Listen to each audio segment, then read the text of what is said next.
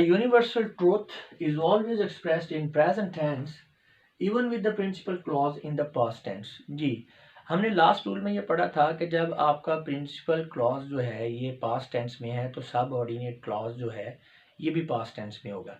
लेकिन ये रूल जो है यूनिवर्सल ट्रुथ्स के लिए एप्लीकेबल नहीं है। यानी जब आपका यूनिवर्सल ट्रुथ आ गया सब ऑर्डिनेट क्लॉज में तो आपका जो प्रिंसिपल क्लॉज है वो अगर पास्ट टेंस में भी है तो आपने जो आपका यूनिवर्सल ट्रुथ है उसको आपने प्रेजेंट टेंस के अंदर ही रखना है। जैसे हम कहते हैं कि जी सूरज मशरक में निकलता है, तो ये ऑल टाइम्स के लिए है। ऐसा नहीं है कि हम कहेंगे कि सूरज मशरक से निकलता था। ठीक है ना, यूनिवर्सल ट्रुथ जो है वो प्रेजेंट में ही होता है, ना सिर्फ इसलिए बाकी और भी कोई अगर आपका किसी और टाइप का भी सेंटेंस है तो यूनिवर्सल ट्रुथ हमेशा प्रेजेंट टेंस में होता है। जैसा कि the teacher told that the moon revolved around the sun, ये गलत है सेंटेंस, क्योंकि चांद जो है वो तो अभी भी गर्दिश कर रहा है, वो पुरानी बात तो नहीं है, पास का किस्सा तो नहीं है।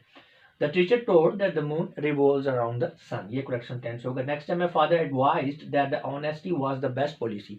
अब ये गलत सेंटेंस है क्योंकि इससे मीनिंग ये मिल रहा है कि जो ऑनेस्टी है वो पास्ट के अंदर बेस्ट पॉलिसी थी, अब नहीं है। हालांकि ऑनेस्टी तो अब भी बेस्ट पॉलिसी, तो लिहाजा ये आपका यूनिवर्सल ट्रुथ है, तो ये प्रेजेंट टेंस में होगा। My father advised that the honesty is the best policy।